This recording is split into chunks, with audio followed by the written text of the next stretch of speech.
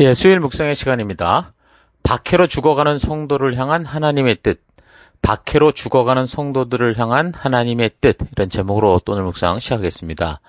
자, 어제 우리는 세 번째 천사가 전하는 소식을 통해서 결국 이 세상은 하나님의 그 진노의 잔을 마시는 그 심판을 받게 될 거다라는 사실을 우리가 알게 됐습니다.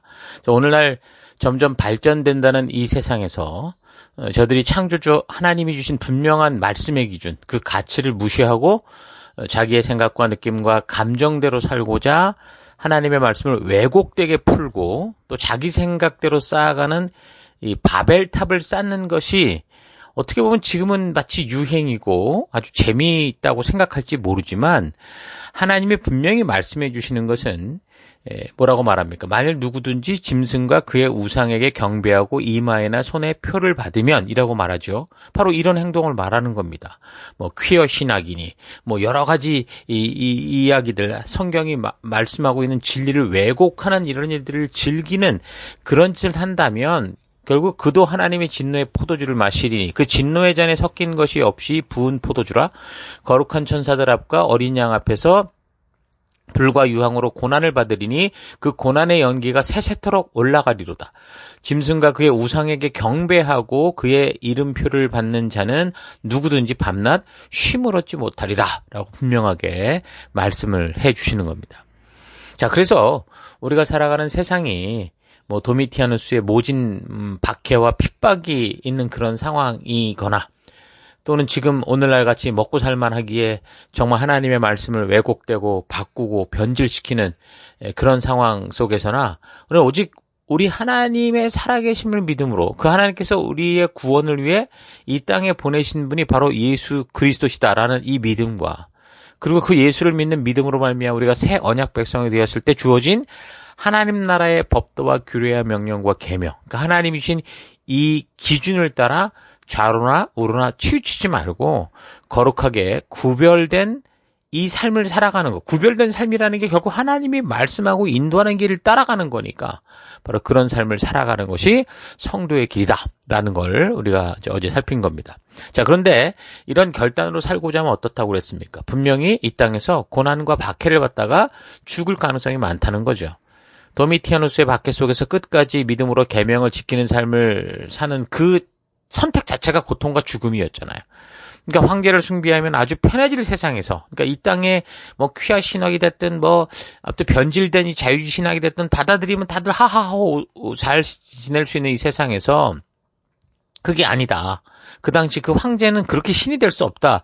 이런 사실. 그리고 오직 하나님만이, 하나님의 말씀만이 우리의 나아갈 바다라고 이걸 믿고 살면 결국 어떻게 되는 거예요? 박해와 고통과 괴로움과 불편한 그런 삶이 막 계속 지속될 거고 결국 어쩌다 보면 정말 무참히 뭐 죽을 수도 있지만 그러나 이제 그런 죽음은 어떤 죽음이라는 겁니까? 결코 뭐 의미 없는 죽음, 뭐 소위 말하는 개죽음과 같은 게 아니라 우리의 본향과 천국에서 하나님과 예수님과 성령님과 또 모든 천사들과 그 믿음의 길을 우리처럼 먼저 걸어서 천국에 입성한 이 모든 믿음의 무수한 선배들의 환영을 받는 그런 천국 백성으로서의 삶이다.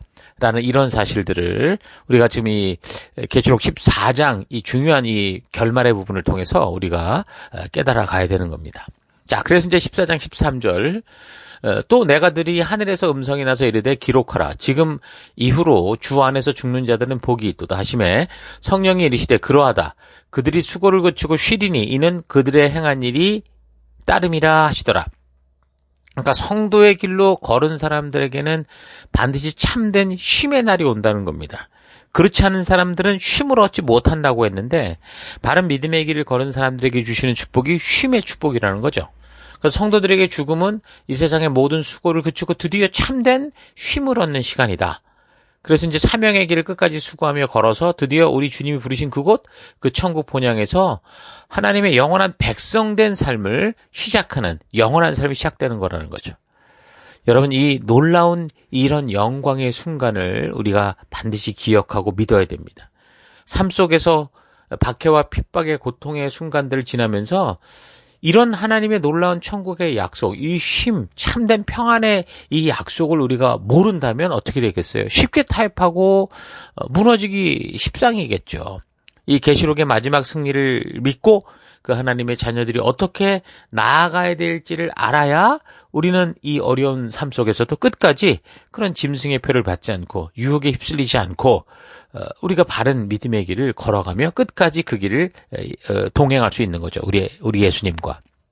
그러니까 짐승의 표를 받았다는 것은 하나님의 가치를 따라 살아가는 이 말씀의 길을 스스로 포기했다는 거고, 그래서 자기 욕심대로 자기 생각대로 살기로 기꺼이 선택하고 그 자기 마음대로 사는 것을 기쁨으로 결단했다라는 겁니다. 그래서 말씀을 따라 살아가는 게 아니라 느낌과 감정과 현실을 따라 살아가겠다는 그런 결단이 짐승의 표를 받았다라는 거죠. 그래서 이것은 단지 종국사적인 종말에만 이루어지는 게 아니라 불과 70년, 80년을 살면서 사실 인간들은 각자 종말을 향해 지금 거의 막 치닫고 있거든요. 그런 성도들에게, 우리 모든 인간들에게 해당되는 이런 말씀이다라는 걸 잊지 말아야 됩니다. 사실 70년, 80년을 산다고 하는 것도 이게 보장받은 시간이 아닙니다. 우리는 당장 내일이라도, 아니 지금 잠시 후라도 우리가 죽음으로 떨어질 수 있는, 다시 말해서 종말의 심판으로 갈 수 있는 그런 마지막 시간을 살고 있는 존재라는 것을 잊지 말아야죠. 그래서 성도가 다른 어떤 것보다 하나님의 말씀을 바르게 알고 그 말씀을 따라 자신의 생각을 바르게 말씀으로 가치화시켜서 그 정리된 가치를 따라 살지 않으면 안 되는 거죠. 그러니까 다니엘의 결단이 바로 그런 결단이었다라는 겁니다. 자, 그런 식의 태도로 살면 어떻게 됩니까? 그냥 이 세상의 이런 유행과 아무 말씀의 그런 근거도 없이 그냥 이 세상의 유행과 그런 대로 따라 살아가면 어떻게 되는 거예요? 살아가는 대로 생각하게 되는 거예요. 그러니까 우리가 생각한 대로 사는 게 아니라 우리가 살아가면서 그냥 되어지는 대로 막 생각하게 된다는 거죠. 예를 들어서 성경은 지금 이 동성애라는 것이 분명히 죄다. 이거는 사실 이 죽음에 해당된다고 말하고 있지 않습니까? 근데 이런 말씀에 하나님의 뜻을 따라 분명하게 이 정확한 가치를 세우지 않고 그걸 우리의 믿음으로 신뢰하지 않으니까 어떻게 되는 거예요? 교회조차 잘못된 것을 바로잡아서 말씀으로 회개케 하고 돌이키게 하려는 게 아니라 우리 세상의 문화가 말하는 대로 그런 동성애를 받아들이고 수용하고 그것이 옳다고 주장하는 그런 일들이 벌어지는 거죠. 그런 목사들이 생기고, 심지어 그러다 보니까 신학교 안에서도 이상한, 요즘 신학생들이 신학교 안에서 하나님의 말씀을 배우는 게 아니라 이런 식으로 동성애 클럽을 만들고 옹호하는 이런 일들을 한다는 겁니다. 물론 다는 아니겠죠. 그러니까 신학교에 와서 그동안 새 속에 물들었던 생각을 말씀으로 바르게 고치고 깨달아가는 게 아니라 자기의 그릇된 과잉 열심들에 대해서 뭐가 잘못된지를 온전히 알아가는 게 아니라 오히려 말씀을 변질시켜서 거짓 신학을 만들고 자기가 이끌어오는 그런 어떤 이상한 신비적인 종교들을 더 그냥 자기 나름대로 체계화시키고, 이러다가 결국은 어떡합니까? 멀쩡한 목사인 것처럼 졸업하고 그럼 각 교회로 나갈 거 아닙니까? 그러고 나서는 그 교회 속에서 뭘 하겠습니까? 수많은 생명들을, 예수님의 피로 산 그 생명들을 가짜 복음, 유사 복음, 거짓 복음으로 물들이는 일들을 아무렇지도 않게 행할 거라는 거죠.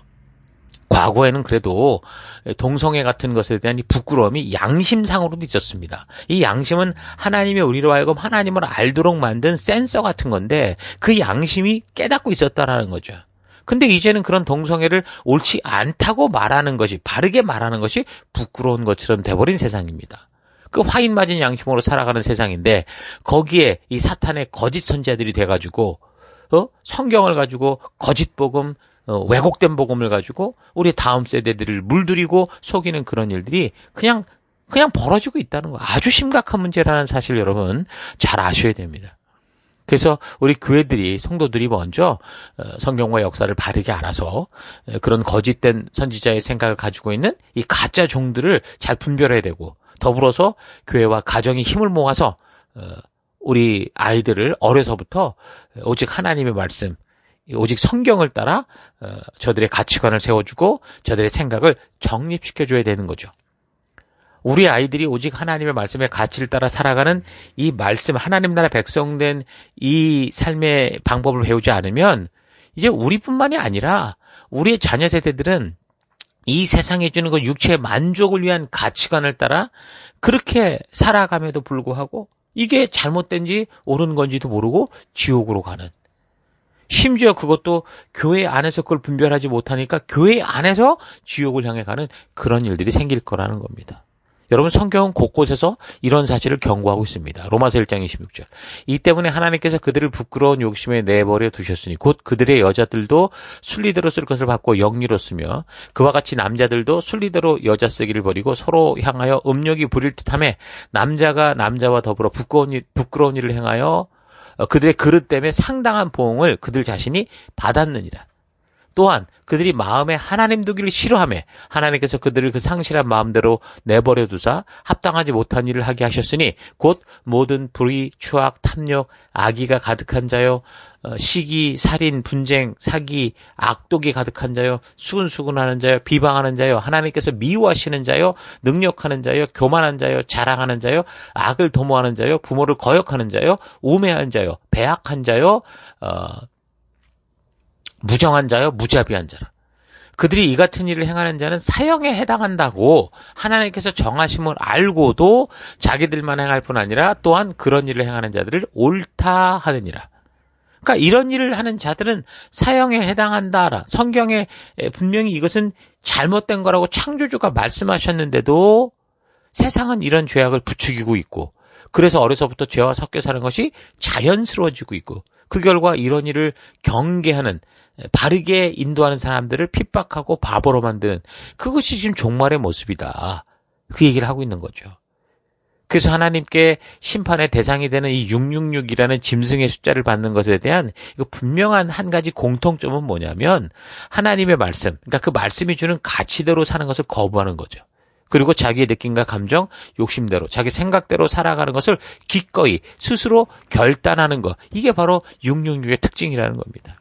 그러니까 666이라는 짐승의 사인은 종국사적인 종말에만 벌어질 일이 아니라 어떤 사건을 통해 어떤 적그리스도 짐승이 나와서 그때 잠깐의 타이밍 동안 벌일 그런 일이 아니라 지금 우리가 살아가는 이 시대 속에서도 하나님의 말씀과 전혀 다른 자신의 느낌과 감정을 따라 욕심껏 삶을 즐기며 살아가는 이런 풍토 속에 계속 이런 일들이 벌어지고 있다라는 겁니다. 그래서 많은 사람들이 스스로의 종말 속에서 스스로 이 세상을 즐기며 666이라는 죄의 사인을 마치 자랑스러운 문신을 새기는 것처럼 자신의 손목과 미간에 새기고 있는 거나 다를 바 없다라는 거죠.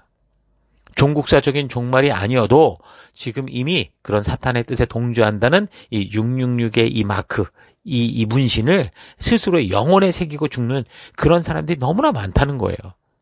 그래서 그런 사람들은 어떻게 된다는 겁니까? 죽어서 결국 음부에 떨어지는 거죠. 고통을 당하다가 세상 마지막 날 심판을 위해 부활해서 하나님 앞에 설 때 어떻게 돼요?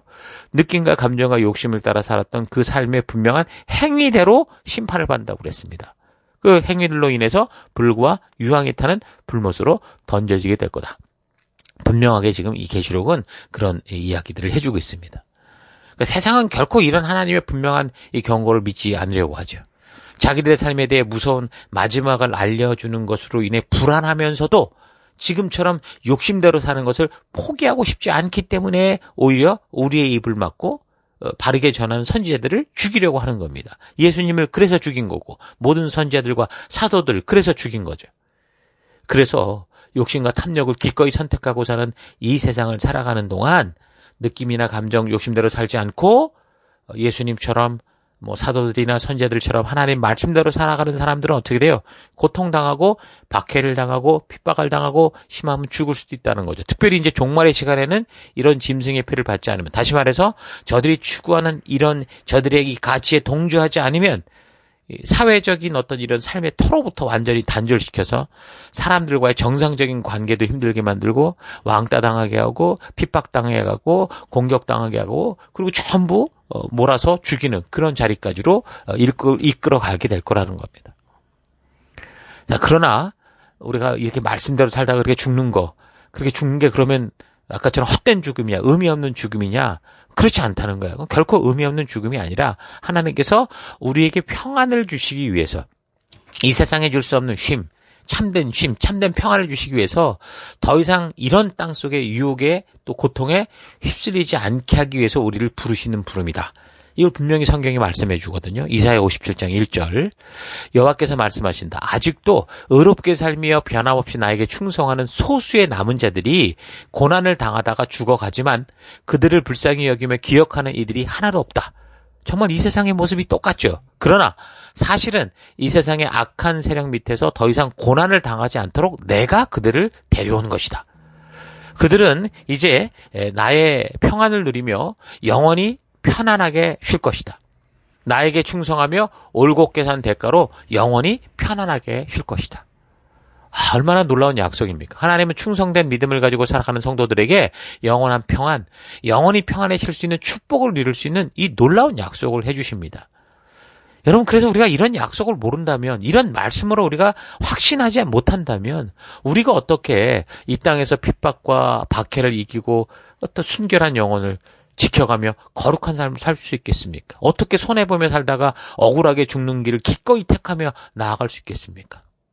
오늘 이 말씀들을 잘 기억하시면서 내 느낌과 감정이 아닌 말씀으로 말미암는 그런 믿음에 굳게 서는 여러분과 제가 될 수 있기를 바랍니다.